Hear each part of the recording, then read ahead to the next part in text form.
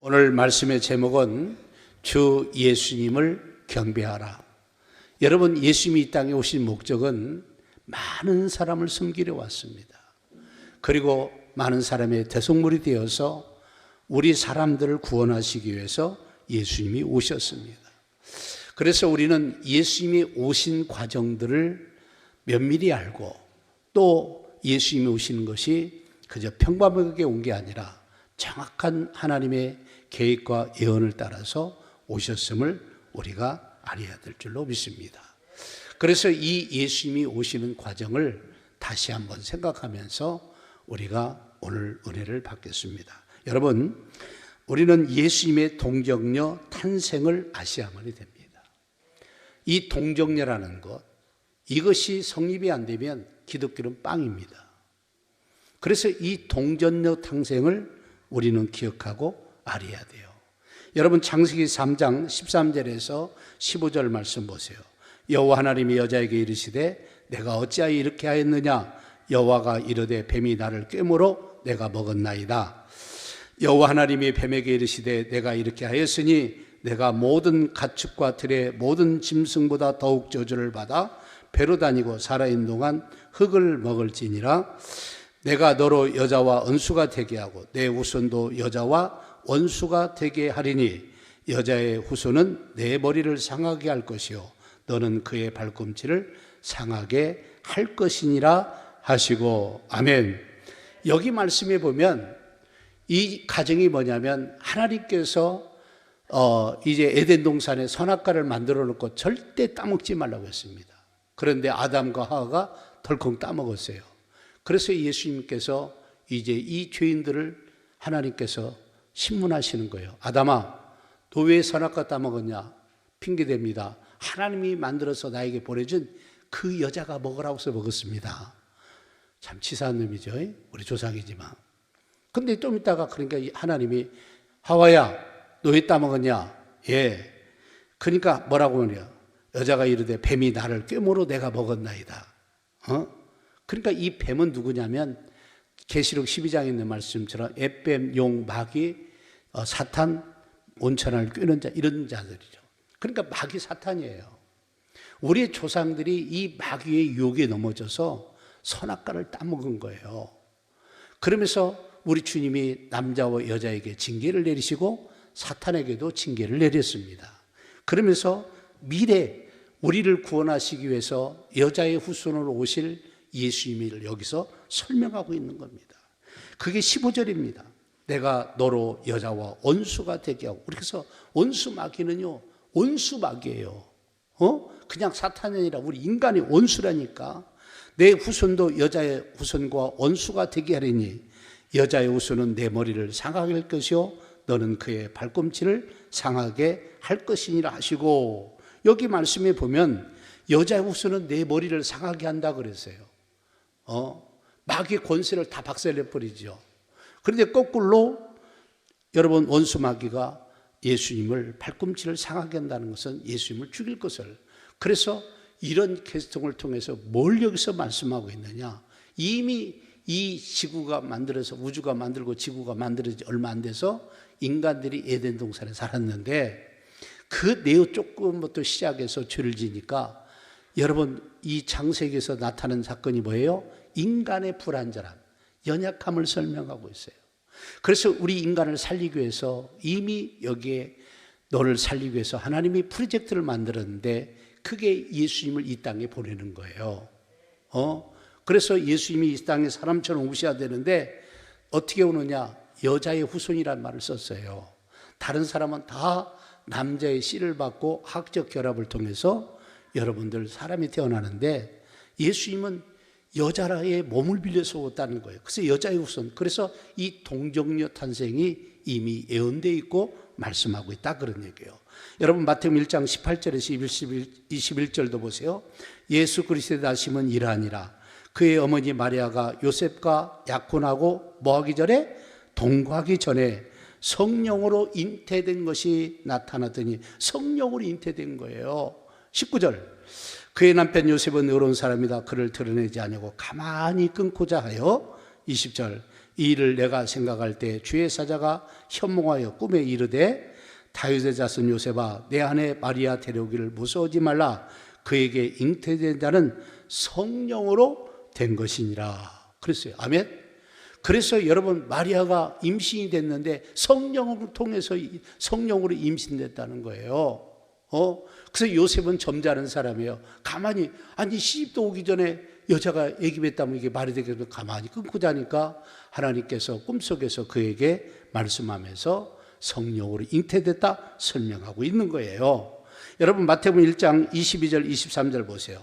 이 모든 일이 된 것은 주께서 선지자로 하신 말씀을 이루려 하심이니, 이르시되 보라, 처녀가 잉태하여 아들을 낳을 것이요 그의 이름은 임마누엘이라 하셨으니 이를 벌려간즉 하나님이 우리와 함께 계시다 함이로다. 이미 이사야서나 이런 데서 다 예언을 해놓은 거예요. 이사야 7장 14절에 예언해놓은 거예요. 그러면요, 여러분 보세요. 이 지구가, 우주가 시작될 때부터 이미 하나님은 계획하셨고, 또 여러분 이사야서만 해도 800년 전입니다. 이 예수님이 오시기 전에.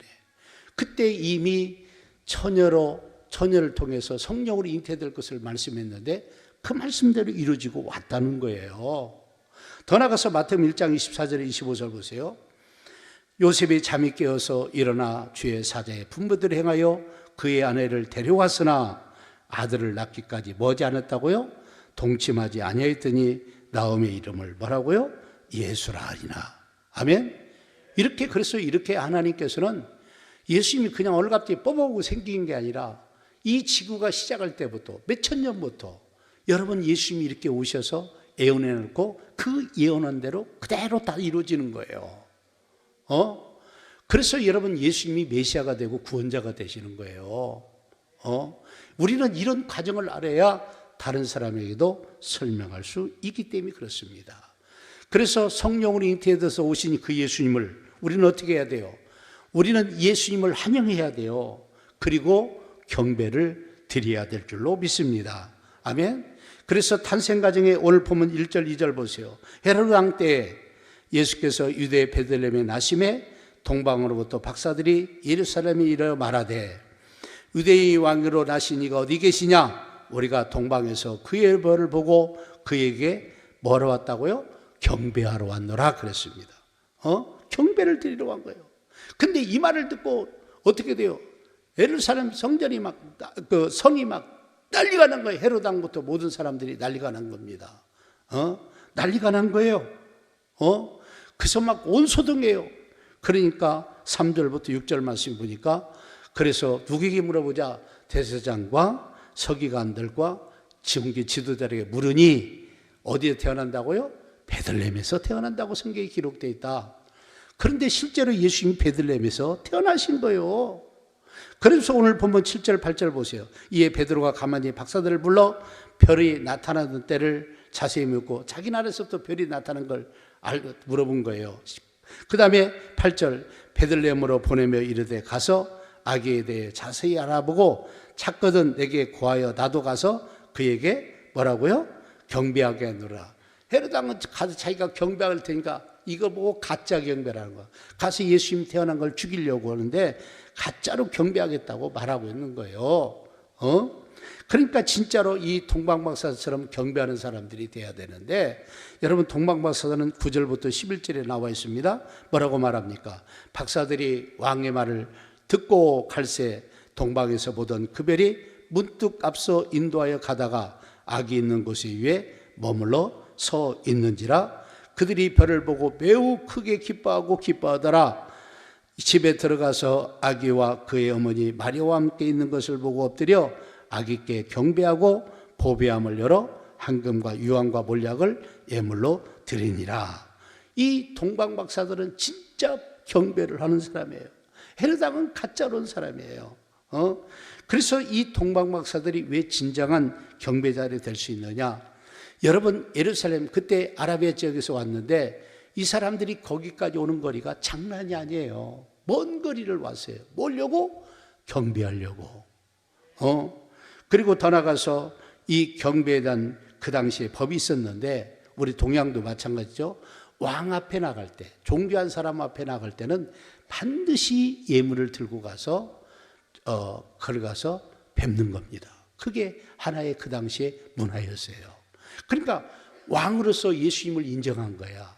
그래서 이 동방박사들이 세 가지 예물을 가져옵니다. 첫째는 황금이죠. 황금은요, 가장 귀한 것을 대표할 뿐 아니라 영원한 것, 안 변한다는 거예요. 황금을 드렸습니다. 그 다음에 두 번째 유황인데, 이 아라비아 지방의 보스 웨리족의 감목에서 나오는 송진으로서 향로나 그 다음에 분향할 때 사용했는데, 이 유황을 드렸어요. 그럼 몰약은 뭐냐? 여러분, 송진으로 사람들이 죽었을 때 시체에 바르고 그 다음에 장례에 사용할 때 이 쓰던 이 세 가지 의미를 다 드렸어요. 그래서 예수님의 탄생과 그 다음에 과정과 장례까지도 의미하는 이런 귀한 예물을 동방박사들이 예수님께서 진정한 경배자들이죠. 예수님은 왕이시라는 거예요. 그래서 여러분, 귀한 예물로 경배했습니다. 오늘날도 우리가 생일 돌아오면 어떻게 됩니까? 케이크 사다 놓고 노래 부르죠? 생일 축하합니다. 그리고 끝납니까? 선물도 주죠. 물론 생일집에서 생일만 사는 밥도 사주기도 합니다. 그때 빈손 들고 가보세요. 눈에 찌릿찌릿한 봤죠. 그렇죠? 그래서 우리는 진정한 예수님을 경배하는 사람들이 돼야 돼요. 이 동방박사처럼 예배하는 자들이 돼야 돼요. 헤롯 왕처럼 말만 가지면 안 돼요. 그러면서 어떤 말씀이 이루어지느냐? 벌써 헤롯 왕은 죽을 것을, 성경에서 죽일 것을 예언했기 때문에 예수님을 애굽으로 피난시킵니다. 그게 14, 15절입니다.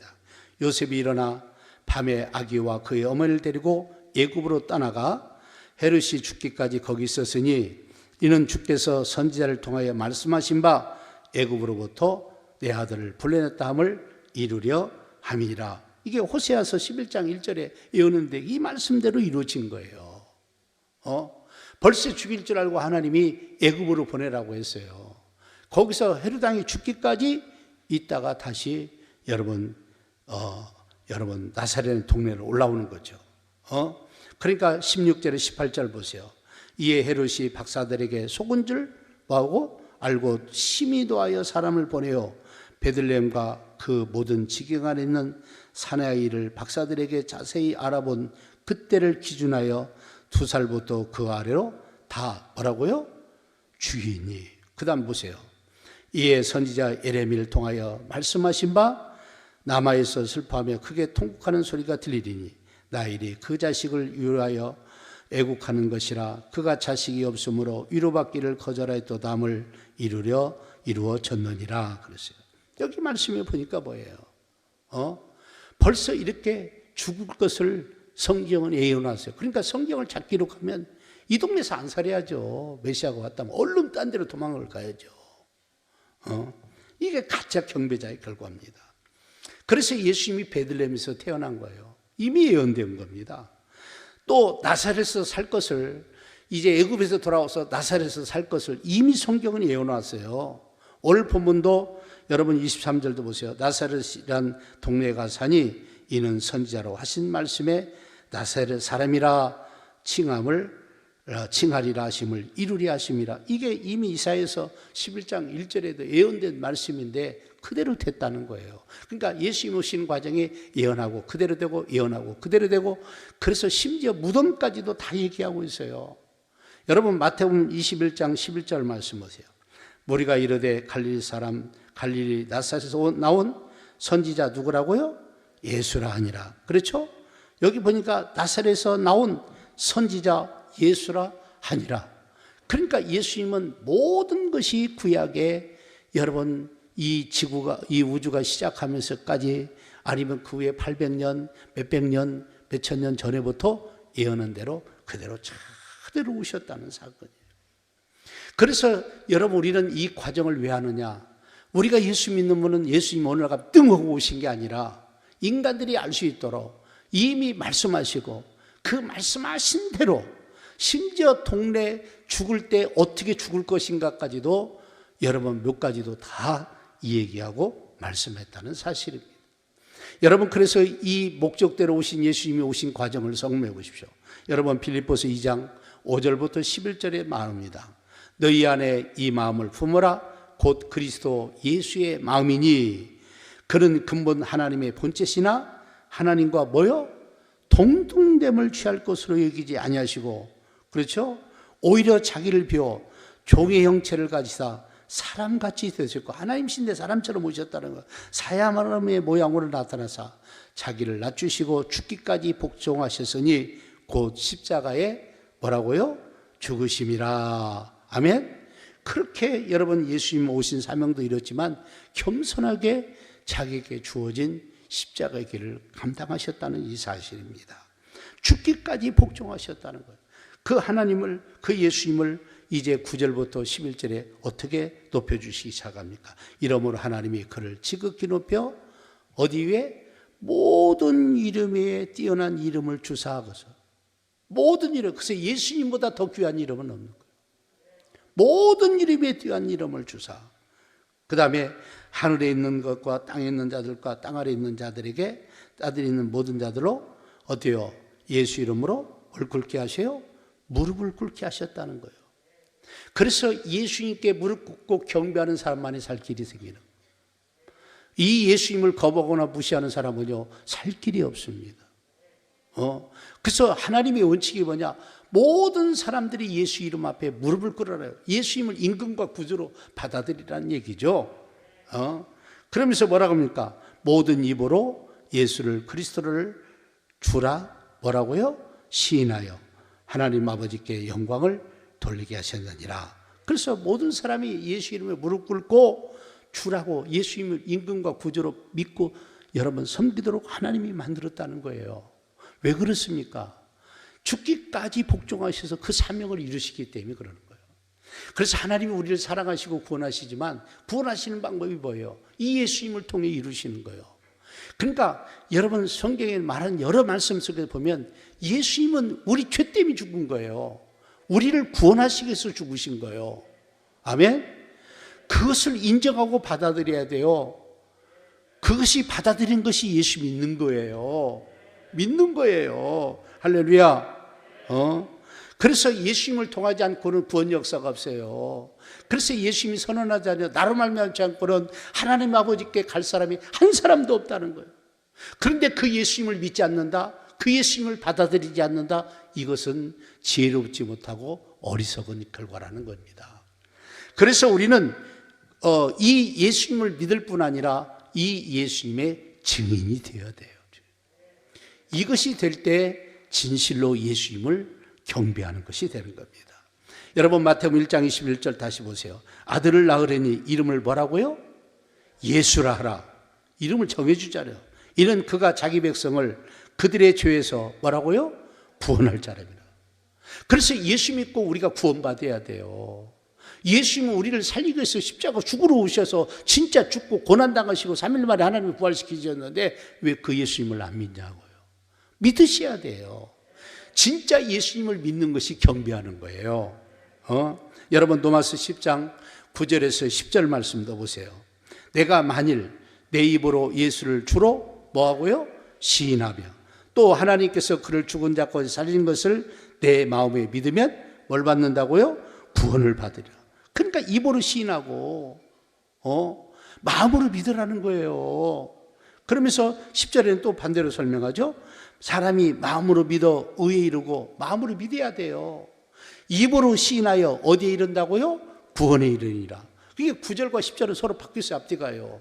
중요한 것은 입으로 시인하고 마음으로 믿든, 마음으로 시인하고 입으로, 여러분 마음으로 믿고 입으로 시인하든 이런 절차가 있으면 우리가 구원받게 된다는 거예요. 여러분 이 시간 이 예수님을 다 믿으시고 구원받으시기를 바랍니다. 아멘. 너무나도 중요한 거예요. 이 예수님 안 믿으면 예수님이 오신 목적이 벗어난다니까요. 기쁘다 구주 오셨는데 왜 우리가 기뻐요? 이 예수님을 통해서 구원을 받기 때문에 기쁜 거야. 이 예수님을 통해서 죄가 용서되죠. 그리고 여러분 우리가 구원을 받게 되죠. 그걸로 끝납니까? 그 구원받은 사람을 하나님이 자녀로 삼아주시죠. 그걸로 끝납니까? 하늘나라를 우리에게 유업으로 주시는 거예요. 이 엄청난 특권과 축복의 사실을 우리가 부정하면 안 되고 믿으시라는 거예요. 믿으시라는 거. 아멘. 여러분 사도행전 1장 8절 말씀 보세요. 오직 성령이 너희에게 임하시면 너희가 뭘 받고? 권능을 받고 능력을 받고 예루살렘과 온 유대와 사마리아 땅끝 이르러 내 증인이 되리라 하시니라. 예수님을 믿으라고 나도 믿을 뿐 아니라 다른 사람이 믿도록 증가하고 전하는 일이 바로 예수님을 온전하게 경배하는 거예요. 그분을 높여드리는 거예요. 그러니까 나도 믿고 다른 사람도 예수를 믿도록 이 전하는 일꾼들이 좀 되라는 거예요. 그게 진정한 경배하는 삶이 된다, 이런 사실입니다. 여러분 사도행전 5장 29절에서 32절 말씀 보세요. 베드로와 사도들이 대답하여 이르되 사람보다 하나님께 순종하는 것이 마땅하니 핍박자들 위해서 하는 일입니다. 30절 너희가 나무에 달아 죽인 예수를 우리 조상의 하나님이 뭐 하시고요? 살리셨다는 거예요. 3일 만에.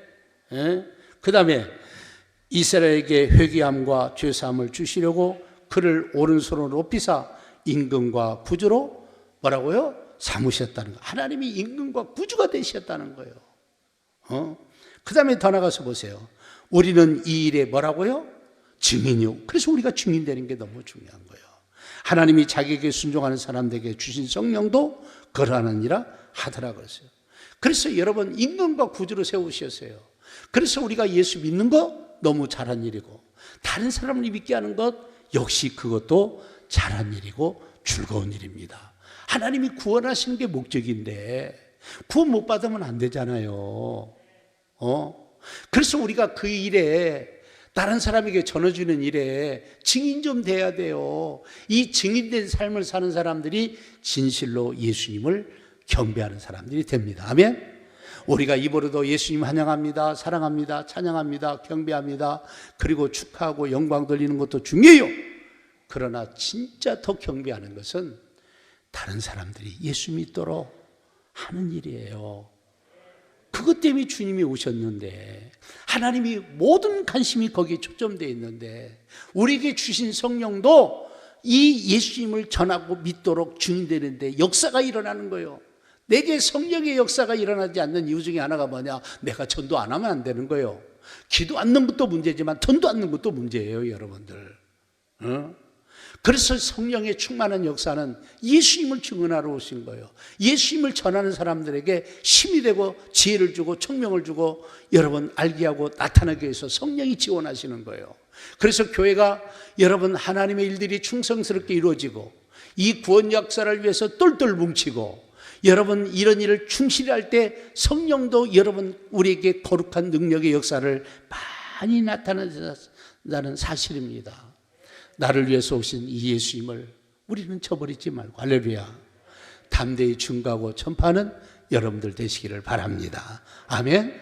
그래서 여러분 아무리 강조를 해도 예수 믿고 예수님을 전하라는 일은 절대 여러분 이건 잘못된 게 아닙니다. 우리는 눈만 뜨면 그 생각하고 하루를 살아야 돼. 내가 오늘 하루 동안 예수님을 신실히 믿을 뿐 아니라 믿는 사람에게 많은 사람에게 덕을 끼쳐야지 이런 삶을 살아갈 뿐 아니라 어떻게 하면 한 사람이라도 더 예수님을 믿도록 내가 증인의 삶을 잘 살 것인지 눈을 딱 뜨면서 생각하고 하루를 돌아보면서도 그걸 평가해보고 이런 삶들을 살 때 진짜 그게 예수님을 경배하는 것이고 여러분 우리가 성탄절 이렇게 예수님을 환영하고 박수를 치고 오늘 귀한 예배에 나오신 여러분을 다 축복합니다. 할렐루야. 어떻게 하면 내가 한 영혼이라도 더 살리고 그를 구원하려고 하는지 이런 마음이 하나님께 전달이 되고 그를 위해서 내가 쓰다 보면 하나님이 귀하게 여기셔서 여러분을 축복하실 거예요. 그래서 여러분 하는 일을 잘 되게 하실 거예요. 형통하게 할 거예요. 할렐루야. 그리고 여러분을 통해서 구원의 통로로 축복의 통로로 쓰셔서 하나님이 영광 받으실 줄로 믿습니다. 그런 기적과 이적이 일어나기를 주의 이름으로 축복합니다.